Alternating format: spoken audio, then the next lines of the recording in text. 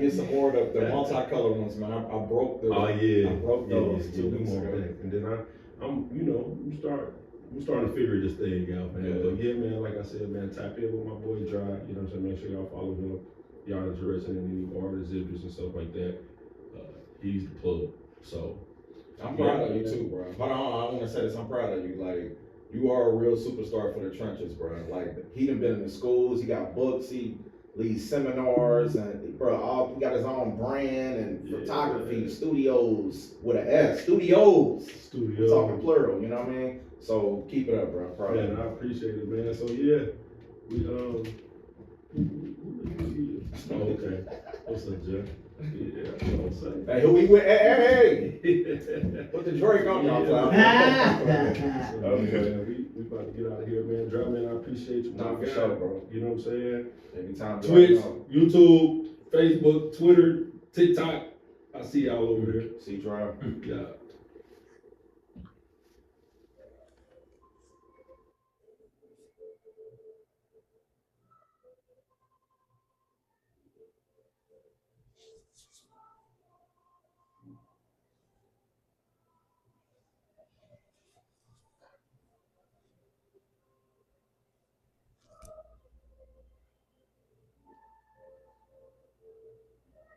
Ladies and gentlemen, welcome back. Siege right here. I am back at Red Tree Coffee Shop. It is a quiet Sunday morning.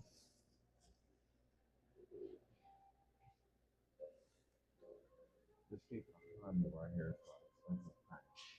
Now, this was my this was one of the pieces I did as a full-time artist. One of the first pieces. This was inspired by Meek Mill's album Expensive Pain.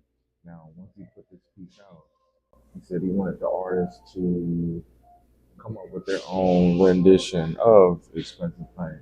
And on his cover, he has the fire, the Miami colors, the very vibrant colors. So I wanted to add that, but put it in my style. I like graffiti, so and coincidental, my show is called Time. I love clocks. So on the clock, I had to turn it into I turned the clock into an eyeball, C drive. Every number on the clock is the track list, you know, all the lyrics are songs from that album as I was listening to it. Colors in the background. I remember when I was going through when I made this, the, the early struggles of a newly transitioning full time artist coming from working at St. Monica's Rec Center to now having my whole 24 hours. And at the same time, while I'm going through stuff in life, my favorite artists are dropping music, and this is helping me get through whatever it is I'm going through. So specifically, being depressed, I transitioned to being a full time artist now, trying to learn how to do that, how to curate my 24 hours. Expensive Pain was one of the pieces that took a long time. It took me about 2 weeks to get this done. I started over 3 different times. I was just beginning to, open up and learn how to process what was going on with me. Um, and like I said, this new 24 hours, that was scary. I'm used to curating my whole life around St. Monica's. So everything I did, if it was an art show out of town, if I gotta be at the center, I can't do it. You know what I'm saying? Everything had to work around the center. So now with this whole 24 hours, like, what am I gonna do? You know what I mean? And it was expensive. How he was explaining it on his album run. I remember he was with Complex. He had took his son uh, to the interview with him, but he had like missed his football game or softball game or something to be there at the interview. But it was like the interview was like a dirt bike shop or something, they like dirt bikes in Philly. So it's like this a great experience for his son to be here on Complex, but it's expensive, it's costing him. Or what if you're a parent that gotta work, you can't spend time with your kids just to be able to pay the bills and provide a life. It's expensive pain. So good thing that, God gave me a way to be able to channel my pain.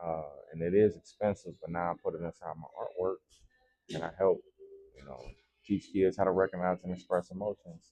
So everything that I'm going through in life, the setbacks, the trials, uh, it does cost at some point. It's expensive, but as I'm growing in my artistry, the artwork is becoming expensive too. So it's growing, it's paying off. But you know, God is good. This was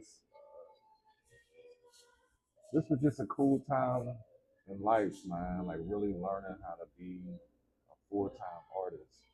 Uh,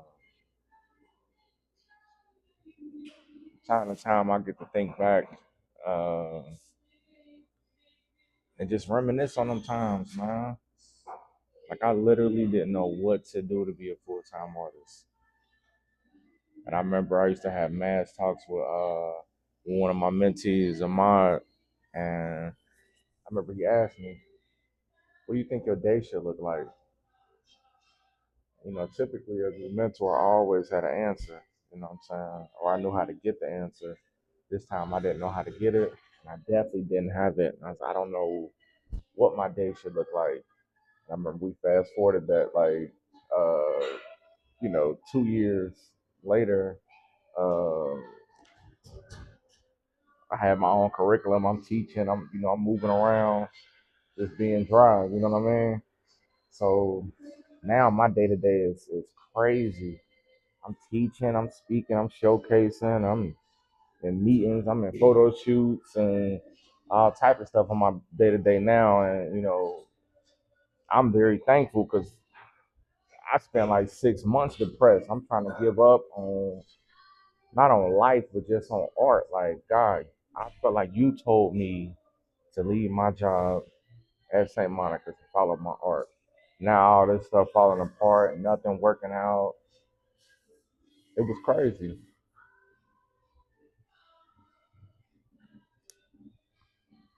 But I had a situation going on.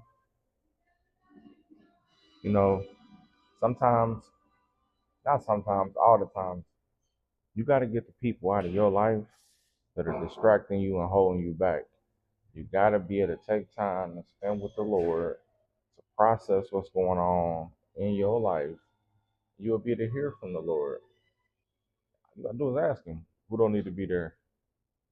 I saw a meme that said something like that. That removal prayer sweep through like a Rico, like for sure. So once I got the people out of my life that was distracting me, opportunities just opened up. Opportunities opened up. In the same day, a particular distraction, but a couple hours after that particular distraction, I got hit up about I'm gonna have art on the news in the show we had at the 86. I was going to speak at North College Hill High School's career day, and then I got the invite to Palooza Noir's Black and Brown Faces at the Cincinnati Art Museum. This is a couple hours after said distraction was gone, and the Lord started moving. But since then, that was the February, March ish, 2022. Since then, everything has just took off. I had met Landis Powell from Black Heart Speaks. She introducing me to all type of people. I'm doing all type of projects and art engagement in the community and working with different artists. And shout out Annie Rube, shout out Toylan, shout out Brandon, shout out Brent, shout out Copods, you know. Shout out Adoria, shout out everybody, shout out the whole team. We running around the city crazy, you know what I'm saying? Just impacting in all the hoods and the communities. We, you know, at City Hall, we downtown, art all over the city. Uh,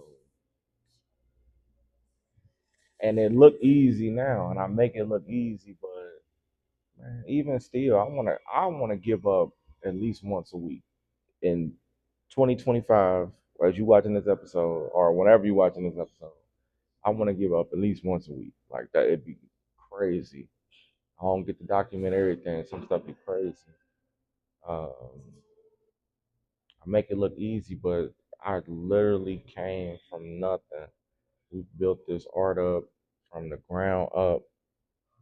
Started in Lincoln Heights doing sidewalk chalk on Stephen Street, uh, creating Pokemon on Vivian, drawing bubble letters in school to, doing flyers and graphic design in Central State, um, to creating Complex Heart. My brand now used to be a clothing brand, so I came a long way to be here. This was expensive. I had to sacrifice a lot. I gave up everything to dedicate my art career to the Lord and serve people. You know what I mean? I had to give up everything. You gotta give up everything to serve the Lord. So make sure you come down to Red Tree, grab you a cup of coffee. This is the guava banana again. This is my second, maybe my second favorite. This is my new favorite though. Mm. If you like wine, it has like wine notes in it. It's a light roast. Um, Definitely a good breakfast or brunch coffee. You know what I mean? But come down to Red Tree Coffee Shop. The content is amazing. All the baristas are amazing. The coffee is definitely amazing, and we have some wonderful art, as you can see. Uh, the Chrysanthemum Show from myself and Turtle Child. Check out the Christmas tree. Get into it. Get into it. Get into it.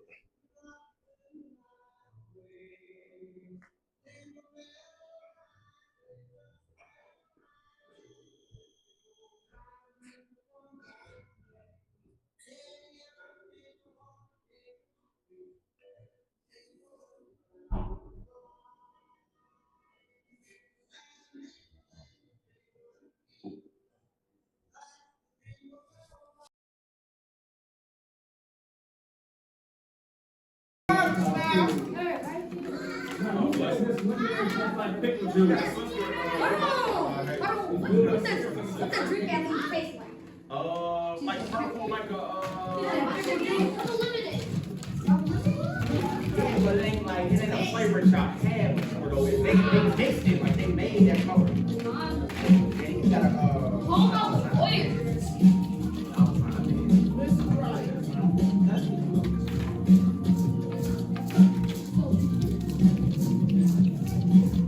I ain't gonna lie, I think I can shoot from here. I ain't gonna lie. Yeah, I think I yeah. You know how sometimes I be putting y'all work in shows. If I'd have had y'all stuff done, I'd have showcased this when I spoke at the school. I showcased some of the students' grip on cruelties.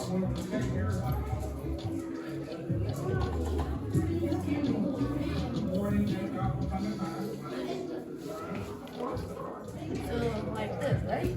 Let me see. Yes. Yes. That's live. That's live. That's super live.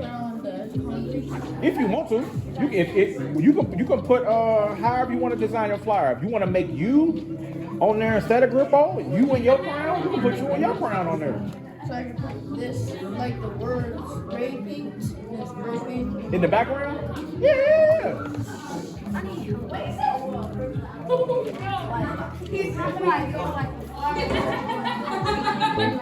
this is my segment, C Drive the Class.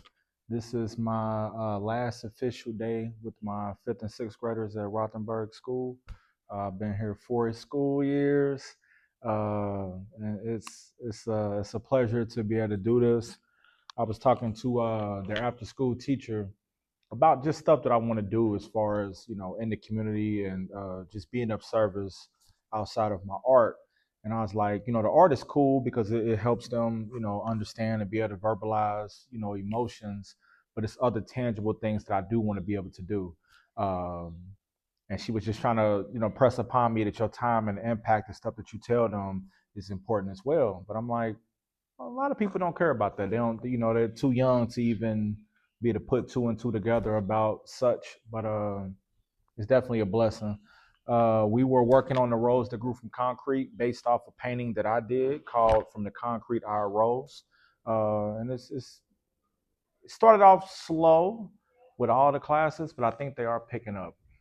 Like I said, it's a blessing to be able to work this semester, to be able to impact these kids, to have an audience, to have just something to do as an artist, period. I remember when I had nothing to do as an artist, and I'm riding around in my red Impala at the time. It's like 2016, 2015. I'm trying to figure it out. I got a trunk full of artwork, back seat full of artwork. I'm art trapping. I'm where you at Dayton? I'll drop it off to Dayton. I'm getting it in. So to finally see stuff pan out, have my own audience, have my own supporters, my own classes, my own curriculum. It's a lot of stuff that I do complain about, but God is good though. He has taken care of my needs and making sure that I am in the right position to be able to serve my purpose for him and for these students that I work with.